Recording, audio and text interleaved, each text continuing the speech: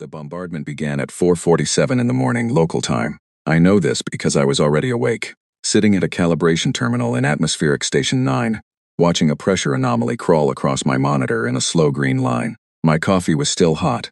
The double moons of Kepler's reach were low on the horizon, painting the red soil in a pale silver light that I had always found beautiful. I was 23 years old. I had never seen a weapon fired in anger. Within 40 minutes, everything and everyone I had ever loved on that planet would be gone. There was no warning, not a single transmission, not a demand, not an ultimatum, not even the cold formality of a declaration.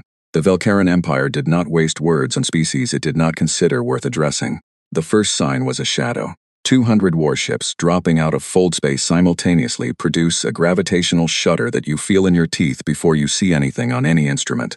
I remember gripping the edge of my console because the floor swayed, and then I looked up through the station's observation panel at a sky that had been clear and star-filled, and it was full of ships. They were enormous. They were silent. They were already in formation. I pressed the emergency colony alert with my left hand while my right hand was still holding my coffee mug.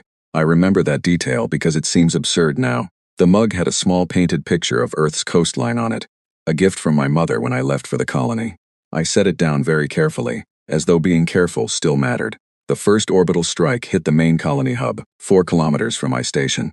I felt it as a concussion of air, a pressure wave that cracked 2 of my observation panels and threw me sideways off my chair. By the time I pulled myself up and looked out, there was a column of fire where the hub had been. Not smoke, not debris. Fire clean and total, the way a thing burns when it is being removed rather than destroyed. That distinction came to me later, much later, when I understood what the Velcaran expansion program actually was. At the time, I only knew that the hub was gone and that 40,000 people had worked there on the morning shift.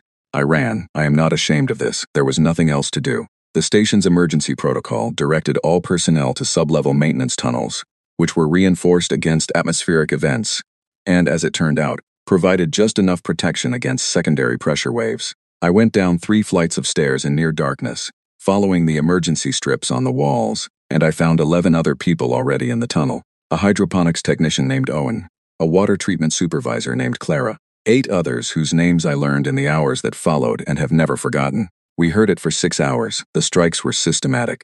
There was a rhythm to it, a horrible organized patience. Not random, not furious, not even efficient in the way that a battle is efficient. It was methodical, the way you clean a surface you want to use afterward. I sat in the dark with my back against a cold metal wall, and I listened to Kepler's reach being erased, and I held the coffee mug with both hands because it was the only thing I had left to hold, and I counted.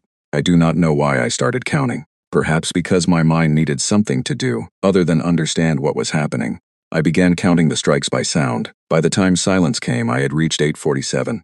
That number would eventually appear on page 1 of the document I spent the next 18 years building, cross-referenced with the Velcaran's own records, which would confirm 900 individual orbital impacts on Kepler's reach in a 6-hour window. The silence when it came was worse than the noise. Owen was the first one to speak. He said in a very quiet voice that he thought it had stopped. Clara told him to wait. We waited another full hour, then we climbed up. There is no way to describe what Kepler's reach looked like from the ridge above Station 9, without resorting to language that does the reality a disservice by making it sound dramatic. It was not dramatic, it was simply absent. The colony was gone. The farms were gone. The roads, the schools, the water towers, the little library that had been converted from a cargo container, and that had a painted mural of a night sky on its sidewall. The weekend market where people sold handmade things and argued cheerfully about prices. The park where children played near the eastern irrigation channel. Absent. The red soil was darker where the strikes had hit, and there were fires still burning in a few places. But they were small and purposeless now, like candles lit in a room where the celebration had already ended. My mother had lived in the main residential district, 63,000 people in that district. I did not go and look, I did not need to. Owen found the emergency beacon equipment in a storage locker near the ridge. It took us 2 hours to assemble it because 3 of us, including me, kept losing focus and having to stop and breathe. Clara was the steadiest. She read the instructions aloud in a calm voice and directed each step with the precision of someone who had decided that this one task was the thing keeping her functional. And she was not wrong. We activated the beacon and we sat in the wind and we waited. The ship that found us was not a human vessel.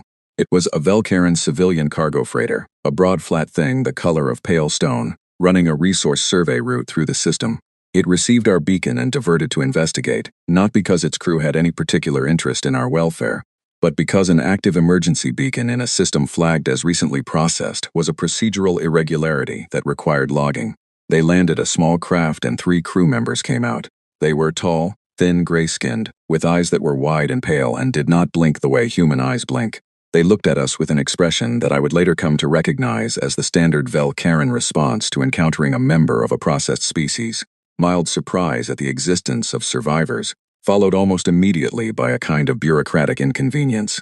One of them spoke to another in their language, and the other made a note on a handheld device. Then they gestured for us to board. They let us live. This was not mercy. Mercy would have required them to consider us fully. What they did was something closer to the decision you make when you find an insect on your desk, and decide it is less trouble to carry it outside than to deal with it another way. We were not worth the paperwork of anything else. They gave us a small compartment at the rear of the cargo hold. They gave us water and something edible that tasted of nothing. They did not speak to us again for 11 days, until the freighter reached a Velcaran transit station where a human commercial vessel was docked, and they transferred us across with a brief data note attached to our temporary transit permits. The note described us as biological remnants recovered from Kepler's Reach post-processing zone. I kept that note. I kept everything. When I arrived back on Earth 6 weeks later, I was taken to a medical facility, then to a government office, then to a large room where several people in formal clothing sat at a long table and looked at me with expressions of careful, controlled grief. They asked me questions. They needed my account. I gave it to them precisely, in order, with the numbers I had counted and the details I had retained, and they wrote things down and asked follow-up questions and treated me with great kindness. And when it was over, one of them, senior official named Philip Garland, leaned forward and asked me what I wanted. What outcome I was hoping for. I told him I wanted time. He frowned slightly. He asked what I meant. I said I wanted time to count all of them, every colony taken, every species the Velcaran had ever cleared from a world they wanted. I wanted the complete number. I said this without drama or particular emphasis. I said it the way you announce a project you have already committed to. Philip Garland looked at me for a long moment. Then he looked at the others at the table. Then he looked back at me and asked gently whether I had been offered psychological support. I told him I had. I told him I still wanted the number. He nodded slowly, the way people nod when they do not understand but have decided not to argue. He said that the council would allocate me whatever archival access I needed. I thanked him. I picked up my bag. I walked out into a gray morning in a city that was still whole, still loud, still full of people going about their days, and I stood on the pavement for a moment and thought about my mother's name in a column labeled Units Removed. And I made myself a promise that was not about anger, and not about grief, and not about anything as simple as revenge. It was about the record. It would always be about the record. I went home. I opened my work terminal. I began. 18 years is a long time. It is long enough to learn 3 dialects of a language that was not designed for human vocal anatomy. It is long enough to read 400 years of academic publications from a civilization that does not know you are reading them, because they have never or considered you a threat worth monitoring. It is long enough to build something so thorough, so sourced, so carefully constructed from materials that your subject left lying in plain view, that when it is finished, it cannot be argued with. Not factually, not once. I did not become a soldier. People expected that, I think. After Kepler's Reach, after the loss of Proxima Station 2 years later, and the Callahan Belt settlements 3 years after that, the public conversation on Earth was almost entirely about defense. Warships, weapon systems, alliances with other small species who were equally outmatched and equally afraid. I understood the impulse. I did not share it, not because I was naive, but because I had looked at the Velcaran military capacity in the open literature and done the arithmetic, and the arithmetic was not kind. Humanity could not fight the Velcaran Empire the way you fight a war. They were 4,000 years old. Their fleet was the size of some nations' entire populations. They had resources we could not imagine, and motivations we had not yet fully understood. What they did not have was an enemy who was keeping the books. I worked from a small office in a building that housed several other academic research projects, none of which knew exactly what mine was. My official title was Senior Archivist, Human Interplanetary Memory Project, which sounded bureaucratic enough that no one asked many questions. My funding came from a quiet line in the Council's cultural preservation budget. I had 2 assistants at various points over the years, a young man named Colin, who left after 3 years to take a university position, and a woman named Frances who stayed for 9 years, and who I consider the closest thing to a partner this work ever had. Frances had a gift for pattern recognition that was almost frightening. She was the one who first identified the administrative template structure in the Velcaran clearance authorizations. That discovery saved us approximately 2 years of work. The Velcarin academic archives were open. This is the thing that still strikes me, even now. They were simply open, available on the Galactic Information Network. Browsable, searchable, cross-referenced, and indexed. Because the Velcarin had been producing scholarship for 4 millennia, and they were justifiably proud of it, and it had never once occurred to them that a species they had classified as pre-political might access it, might read it in their original language, might use it to build something. Their openness was a product of their certainty about what we were. We were nothing to be concerned about. You do not lock the door against the wind. I learned their language first. This took 4 years, working with a linguistic package developed by a human academic who had studied Velcarin trade communications, supplemented by immersive listening to their public broadcast material. By year 3, I was reading their academic journals with moderate fluency. By year 4, I was reading their internal policy papers, which were not secret, merely dense, the way legal documents in any civilization tend to be dense. They were written by bureaucrats for bureaucrats, and they had the flat, effectless tone of people who had been doing administrative work for so long that the subject matter had ceased to carry any moral weight at all. The expansion program was documented exhaustively.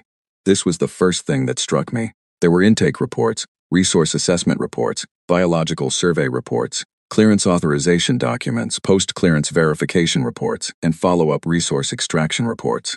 Every step of the process, for every world, for every species, going back 31 generations of the imperial line, filed, categorized, and accessible. Because to the Velcarin what they were doing was not a crime. It was a process. Crimes are hidden, processes are documented. The Kepler's Reach file was in the Colonial Expansion Division archives under a reference number that translated roughly as Frontier Zone 14. Biological Interference Case 7841. I found it on a Tuesday afternoon. I remember this because I had made tea, something I rarely did during work hours, and the tea was still steeping when the file opened on my screen. The file was 47 pages long. It contained a full resource assessment of the planet, including atmospheric composition, mineral deposits, and agricultural potential. It contained a biological survey noting the presence of a Category 4 sapient species with rudimentary interstellar capability, and an estimated population of 1.2 million units at time of survey.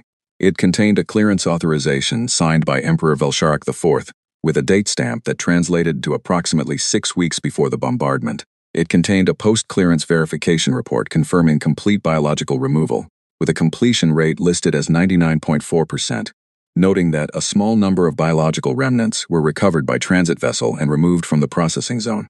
That was us. Owen, Clara, the 8 others, a 6%. We were a rounding note in the verification report.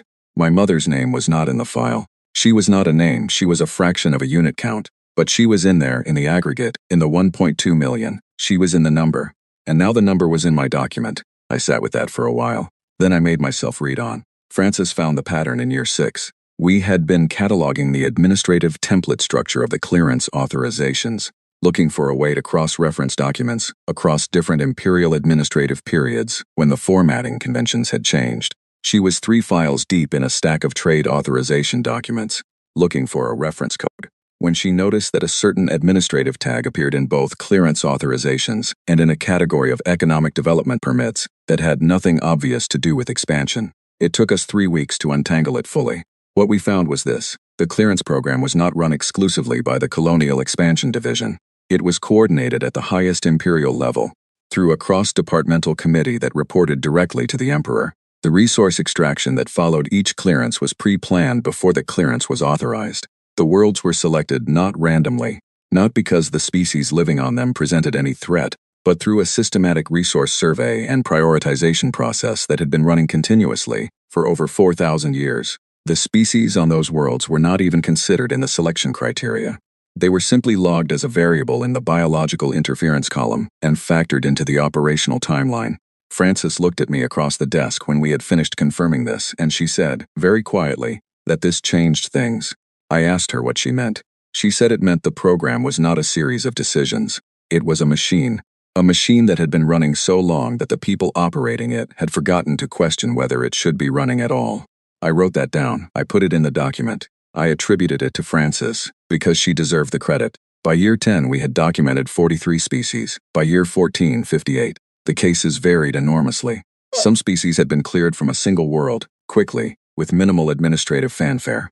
Others had been subjects of multi-generational campaigns that moved through their inhabited systems in stages, world by world, over centuries. A few had survived in small numbers as what the Velcaran records called managed remnant populations, kept on reservation territories on lower priority worlds, used occasionally for cultural displays or academic study. Reading those files was among the hardest work I have ever done, not because of the violence in them, which was largely clinical in the language used to describe it, but because of the occasional administrative notation that a particular species had been cooperative during the process.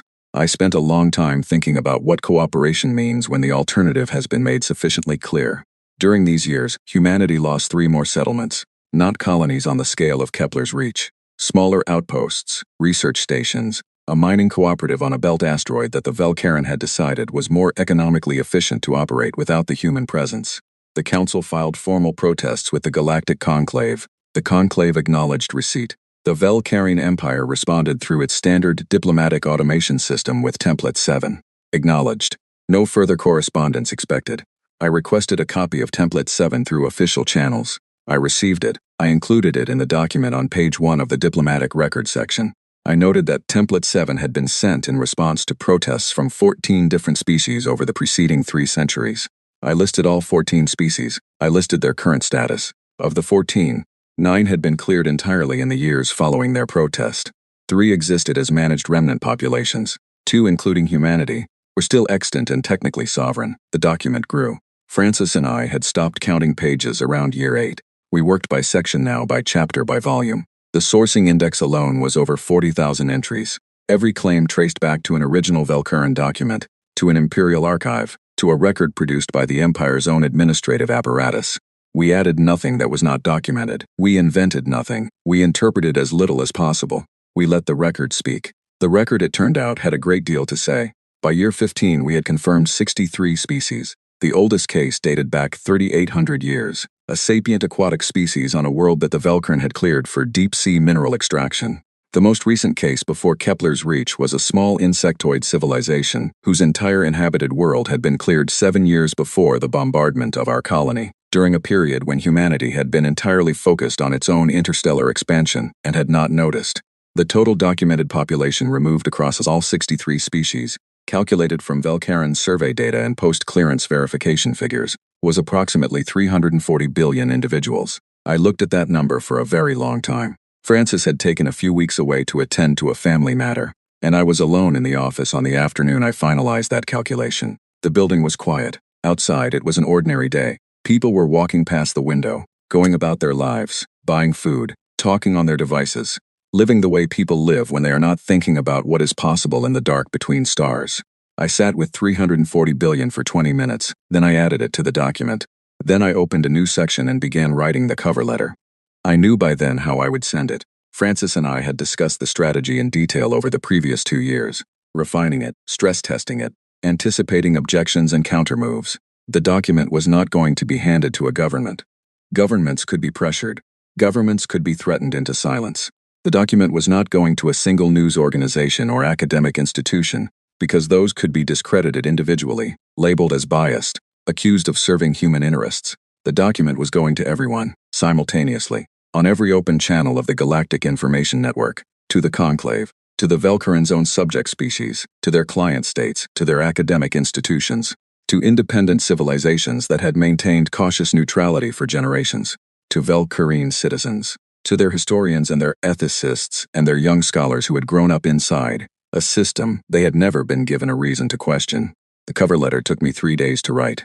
3 days for 1 paragraph. Every word chosen with the same care I had applied to every sourcing decision in the main document. No anger, no rhetoric, just a statement of what it was and a sentence at the end that I am still proud of. We leave the conclusions to you. I sent a draft to Francis. She read it overnight and called me in the morning. She said it was right. She said to send it. I did not send it yet. There were 2 more things I needed to do. The first was to create distribution redundancy. If the document was going to mean anything, it had to survive any attempt to pull it down. Francis and I spent 3 months building a network of archive nodes, 47 of them, on 14 different worlds, maintained by contacts we had cultivated carefully over the years. Academics and archivists and 1 very quiet network administrator on a Thren University server, who had read a paper I published 4 years earlier about information preservation in conflict zones and had reached out afterward to say it was the most important thing he had read that year. His name was Denvar. He became our 48th node without being fully aware of it. The second thing was simpler. I went to my mother's home district memorial, a small stone marker that had been erected after Kepler's reach, in a public garden in the city where she had grown up before emigrating to the colony. I sat there for an hour. I did not pray. I am not sure what I did, except that I stayed until I felt something settle, something that had been wound very tight for 18 years, not loosening exactly, but finding its proper tension. Then I stood up, I thanked her, I went back to my office. That night, at 3 in the morning, with Francis present via remote connection and Owen, who had been one of the 12 survivors from Kepler's reach and had kept loose contact with me over the years, watching silently from an adjoining screen, I sent the document, all 42 volumes. 247,000 source citations, 63 species, 1 cover letter, 1 paragraph, no signature from a president or a general or a diplomat, just my name, my title, the date, and the truth. The first 3 days were silent. Not peaceful, not calm. Silent in the way a room goes silent when something very large has fallen in the next building, and no one yet knows what it was. Earth's Defense Council moved to elevated readiness within 6 hours of transmission. I attended a briefing where 12 people in various stages of controlled alarm explained to me that I had potentially triggered a military response from the most powerful empire in the known galaxy, and asked me with great restraint whether I had considered that possibility. I told them I had considered it for approximately 18 years, and that I believed the document's reach made direct retaliation politically expensive in a way that purely military strength could not easily overcome. The person asking the question, a defense coordinator named Gregory Hale, who had never particularly liked me, looked at me with an expression only to describe as the face of a man who has just realized the person he is arguing with might be either brilliant or completely unhinged and is not yet sure which. I told him to watch the information network. On the 4th day, the Galactic Conclave requested an emergency plenary session. The request was logged under Procedural Category 9, which was reserved for matters affecting the stability of multiple member civilizations. Category 9 had not been invoked in over 200 years. On the 5th day, the Thren Confederation issued a formal inquiry to the Imperial Court.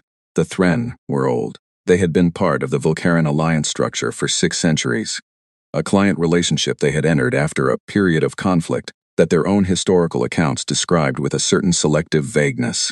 The inquiry was polite, precise, and completely devastating. It cited item 7841 in the attached record, which cross-referenced a Vulcaran mineral extraction report from 380 years prior, with a Thren oral historical account of the destruction of their ancestral homeworld, which they had been told, for 380 years, had been lost to a catastrophic geological event. The Thren inquiry asked, in the careful language of a civilization that had been a dutiful partner for 6 centuries, whether the Emperor's office could clarify the discrepancy. Francis sent me a message when the Thren inquiry was published on the network. The message said, "It is starting." She was right, but the full shape of what was starting was not yet visible. What happened in the next 30 days happened in layers, each one building on the last, each one moving faster than the one before. On day 7, 3 independent academic institutions within the Vulcaran Empire itself published public statements requesting access to the Imperial Archive records, cited in the document for independent verification. This was extraordinary. These institutions operated within the Empire's educational system, which was not a free system in any modern sense. They were not rebels. They were academics, operating by the rules of their profession, asking for the thing that academic professionals are supposed to ask for, the ability to check the sources. The implicit message was enormous. They were not disputing the document. They were asking to confirm it. On day 9, the Morel Compact, a small confederation of 3 species in the outer reaches of Vulcaran influence, submitted a formal memorandum to the conclave, noting that the document contained records of survey activity in Morel-adjacent space, predating the current non-aggression agreement, and requesting clarification on whether those surveys had carried biological assessment components. The language was diplomatic and precise. The implication was not subtle. On day 11, the Imperial Diplomatic Service contacted me directly for the first time. Not through the Council, not through any formal governmental channel. Directly. A message addressed to me by name, arriving at my registered academic contact address. The sender was identified as Senior Diplomatic Liaison Verath, Office of External Affairs. The message was courteous. It expressed concern about the potential for the document to cause instability in established interstellar relationships, and invited me, as the document's author, to participate in a process of review, to identify and correct any material inaccuracies before wider misinterpretation could occur. I read the message 3 times, then I replied. I told Liaison Vera that I welcomed the opportunity to correct any factual errors in the document and asked her to specify which claims she believed to be inaccurate, with reference to the relevant source citations, so that I could review and, where warranted, amend the record. She replied within 2 hours. Her reply was also courteous. It did not specify any factual errors. It instead reiterated the concern about instability and widened the invitation to include a private diplomatic meeting. I wrote back. I said I would be glad to participate in any process aimed at accuracy. I said again that I would need her to identify the specific inaccuracies. I asked if she could do that in writing. She did not reply for 11 days. During those 11 days, the conclave convened its first plenary session. I watched the feed from my office, Francis next to me, both of us with coffee that went cold while we watched. The session was procedural, largely, concerned with establishing process rather than outcomes. But 3 things happened that mattered. First, a motion to form an independent investigative panel to review the claims in the document was introduced by the Thren delegation, and seconded by 2 other member delegations.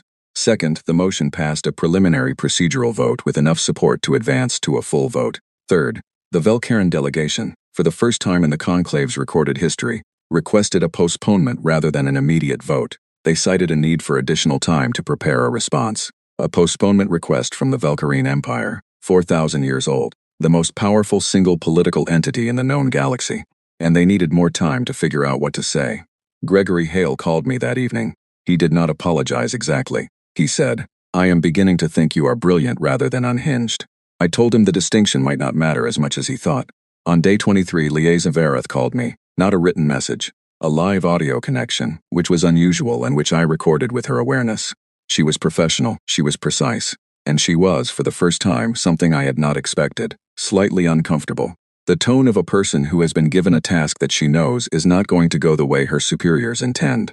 She said the Empire was prepared to acknowledge that certain historical records had been maintained in formats that could be subject to misinterpretation by parties not fully familiar with imperial administrative conventions. She said the Empire was willing to issue a clarifying statement that would provide context for the materials referenced in the document. I asked whether this clarifying statement would identify any factual errors in the document. She paused for a moment. Then she said that the purpose of the statement would be to provide context, rather than to dispute specific claims. I said that I understood. I said that context was always valuable. I said that if the statement was issued, I would read it carefully and consider whether it warranted any additions to the document's editorial notes section. Another pause. She asked whether I intended to continue distributing the document. I told her the document had been distributed to 847 archive nodes across 14 worlds, and was currently available on the Open Galactic Information Network. I told her that removing it was not within my capability even if I wished to do so, which I did not. The silence that followed lasted 11 seconds, I counted.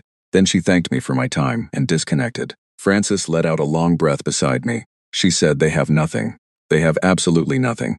I said, "They have their resources and their fleet and 4,000 years of institutional momentum."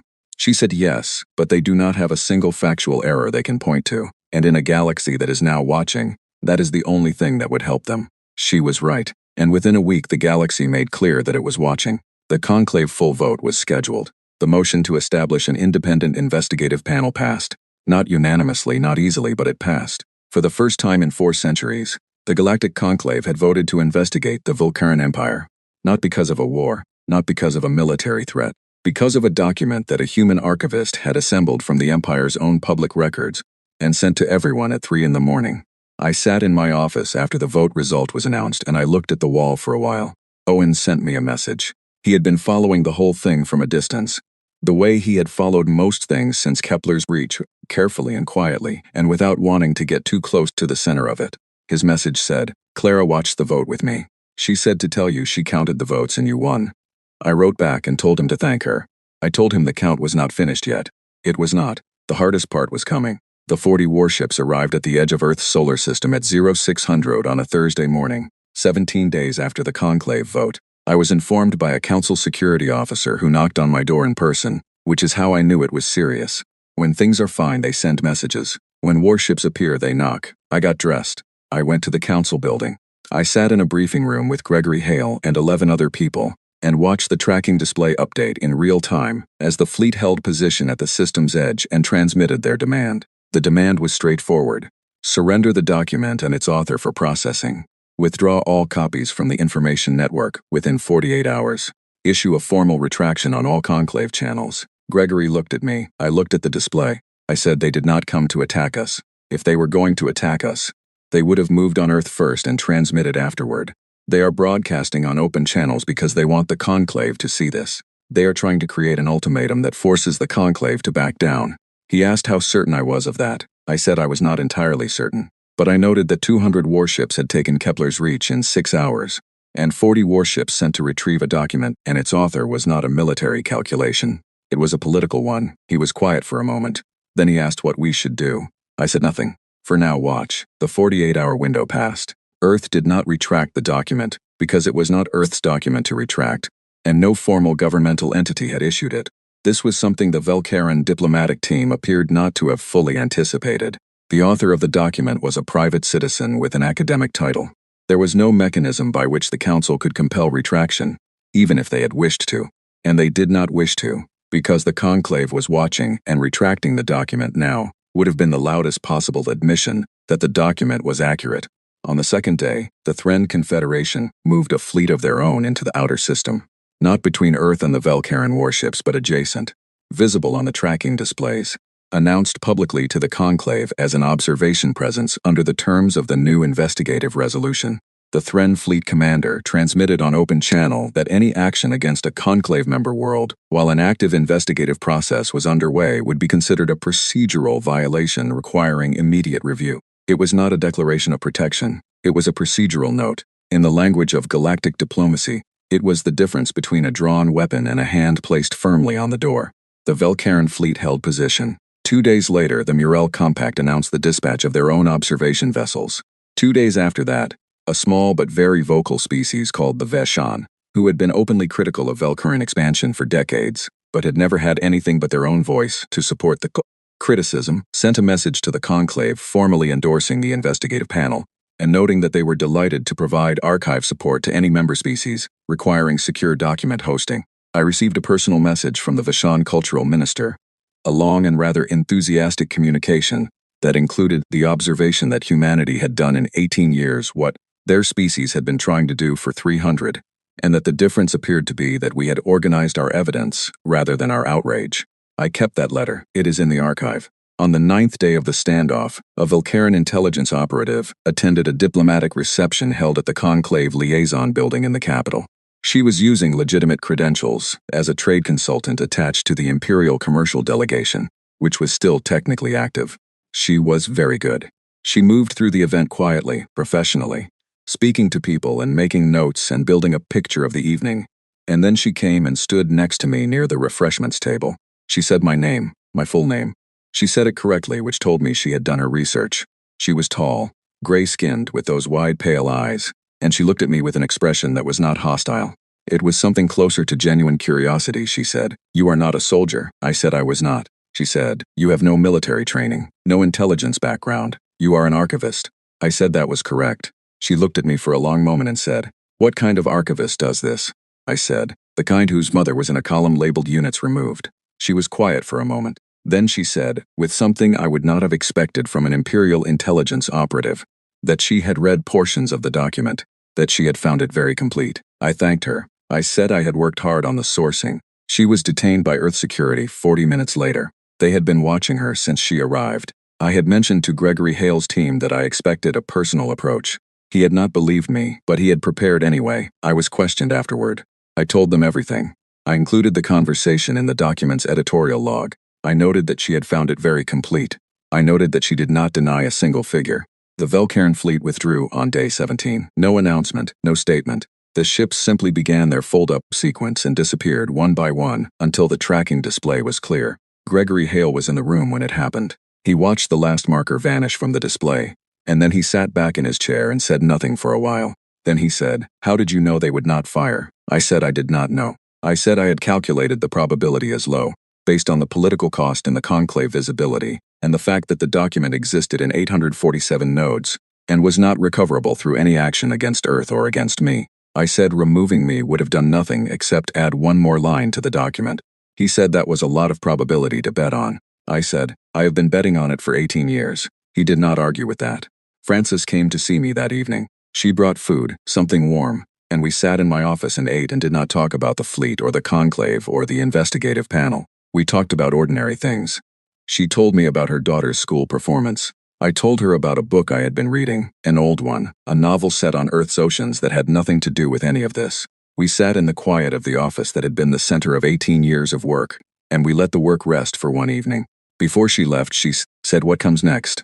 I did the long part, the part where nothing is quick and everything is contested, and the documents get read aloud in a chamber in front of 400 species, and the Empire has to sit there while their own administrative records are recited back to them line by line. She said, "Are you ready for that?" I thought about my mother. I thought about Owen and Clara in the maintenance tunnel. I thought about 340 billion individuals in a column with no names, and about the Thren minister who had found out his people's home world had not been destroyed by nature, and about a Velcaran intelligence operative saying the document was very complete with an expression that was not what I had expected. I told Frances I had been ready for 8 years and that the readiness had not diminished. She nodded. She left. I turned back to my desk, and I opened the second volume of the document, the one covering surviving displaced species, the ones who had not been fully cleared, who existed now in fragments and remnants and managed populations across the Empire's territories. There were names in this volume, too. Species names and individual names and place names for worlds they had been removed from. I had been building this volume quietly alongside the main record. Now that the main record had done its work, this one needed to be finished. I worked through the night. The city was quiet outside my window. Somewhere across the stars, the most powerful empire in recorded galactic history was sitting with a conclave investigation on its hands, and a document in its name that 847 archive nodes would serve to anyone who asked, and the knowledge that firing on Earth would add nothing and change nothing, except the mood of every species that was already watching. I wrote, I counted, I kept the record. That was what I did. That was what I had always done. I am old now. The kind of old that is not dramatic but is very thorough. My joints remind me of their presence each morning. I read without glasses still, which I consider a reasonable trade. I drink my coffee too early and stay at my desk too long, and my assistant, a young woman named Penny, who is 24 and sharp in all the ways that matter, tells me regularly that I need to rest more. I tell I rested for 6 months after the tribunal, and that it nearly finished me. She does not believe this. She might be right. The conclave tribunal convened 8 years after I sent the document. 8 years of procedural preparation, of evidence and submission, of the Empire's legal team filing objection after objection to the panel's composition, to the scope of the investigation, to the admissibility of documents that were, as I kept noting in my own submissions, drawn exclusively from the Empire's own public archives. The objections were handled one by one, patiently, by a panel that had been selected with enormous care and that included, notably, 3 members from species that had no historical grievance with the Velcarin and therefore could not be accused of bias. The Empire had requested those members, thinking neutral parties would be more sympathetic. This was not correct. Testified for 6 hours. I did not deliver a speech. I am not a speechmaker. I read from the document, starting from the beginning, in the order I had constructed it, with the oldest case first. I read in Velcarin, because that was the language in which the records had been created, and I wanted no translation errors. The simultaneous interpretation fed into the conclave's universal speaker system and went to 400 attending delegations and to a live broadcast on the Galactic Information Network. The Velcarin delegation was present. The Emperor himself was not. He had sent 4 representatives, all senior officials, all composed, all maintaining the particular stillness of people who have been trained to show nothing. I looked at them occasionally while I read. I did not look for a reaction. I looked to acknowledge that they were there. They were part of the record, too.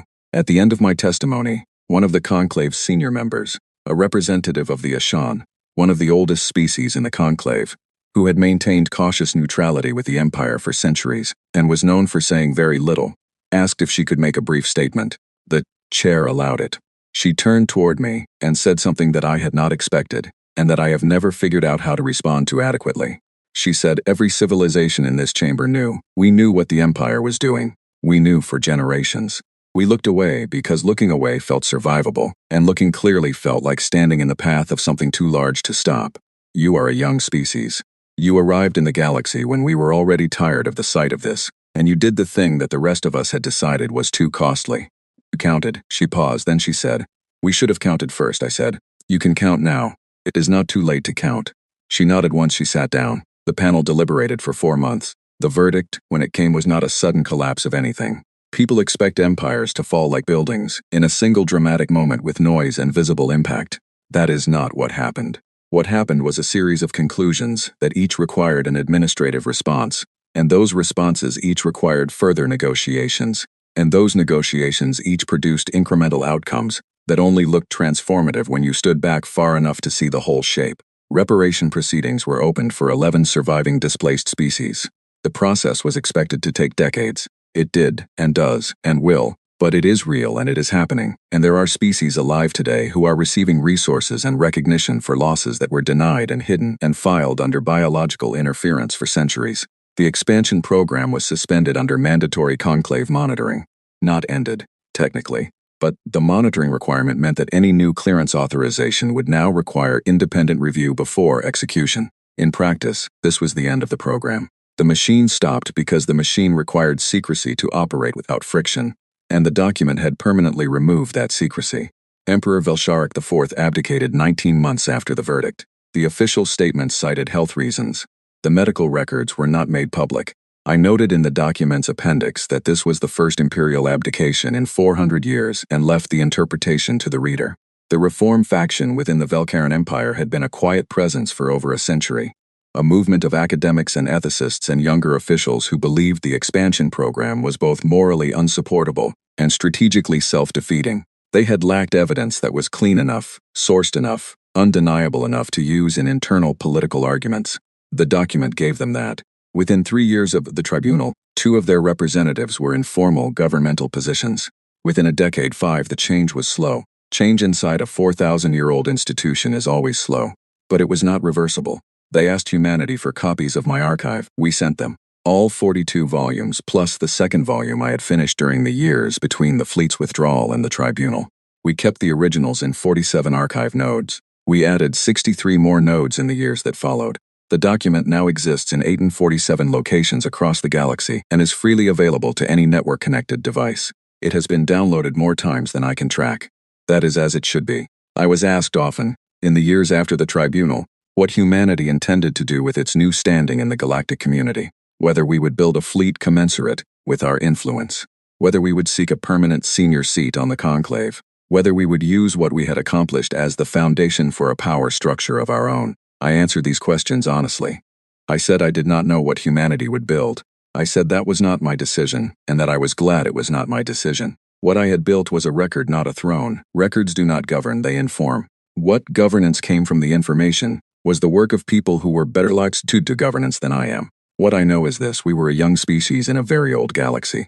We had been present in interstellar spaces for barely 2 centuries when Kepler's reach was taken. We had no fleet that could match the empires, no ancient alliances, no accumulated political weight from centuries of negotiated relationships.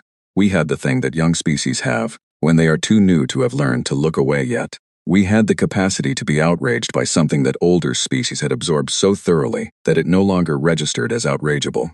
That is what the document was, not a weapon, not a threat, not a declaration of anything except the facts. It was the product of one person who was too stubborn or too grieving or too particular about the record to accept that the facts did not matter because the empire was too large for facts to touch. The facts touched, organized carefully, with patience, with sufficient footnotes, given freely to everyone who might be moved by them, and some who would not, and a few who had never been given permission to be moved before, and were grateful for the permission. The facts did what facts do when no one is allowed to hide them anymore. They held. Penny brought me tea this morning and stood in the doorway and said there was a delegation from one of the newly recognized displaced species requesting an appointment. They wanted to discuss a memorial project. They wanted to know if I would help them identify the original name of their homeworld, the name before the Empire's administrative designation replaced it. They had heard I might have it somewhere in the archive. I told her to schedule the appointment. I turned to my terminal. I opened the search function. I typed in the administrative reference number for their species. It came up immediately. The record was 4 pages long. Near the bottom, in a biological survey field that the survey team had filled in almost as an afterthought, there was a single notation. It said, species designation self-reported in local language as a multi-syllable vocalization. Colonial surveyors transliteration approximate. And there, in an imperial administrative document over 9 centuries old, was the name, their name, the one they had given their world, the one that had been filed and forgotten, and buried under centuries of processing notation and resource extraction reports and procedural language. And that had survived all of it, simply because a bureaucrat on a survey team had been thorough enough to write it down. I wrote it out. I double-checked the transliteration against other phonetic records in the archive. Then I printed it and I held the paper in my hand, and I thought about what it means to keep a record, what it means to write something down when the world is not watching, and no one has asked you to, and the only reason you are doing it is because it is true. And truth is the only thing that outlasts the things that try to erase it. I thought about the maintenance tunnel, and the 11 people, and the coffee mug with the coastline on it. I thought about 18 years at a desk. I thought about Owen's message. She counted the votes and you won. I thought about my mother. I thought about her name in a column. I thought about the fact that her name was also in my document, in the dedication which I had added in the final edit with no explanation, just her name in full, and the date she was born, and the date the Empire took her. I folded the paper carefully. I put it in an envelope. I addressed it to the delegation and marked it for Penny to send. Then I turned back to my terminal. There was more work to do. There was always more work to do. There are species in the archive whose names are still incomplete, whose histories are still partially obscured, whose worlds still carry only administrative designations in the public record. I intend to find all of them. I intend to write them all down. The Velcairn Emperor took human lives. He received a message in return, not a threat, not a declaration, not a weapon, a record. Complete, sourced, immovable, assembled with patience and discipline from the Empire's own words, organized by someone who had decided that if the truth was going to matter, someone had to be the one to carry it. And it turned out that the truth, organized carefully, with patience and sufficient footnotes, is the thing that ends empires. I am still here. I am still counting.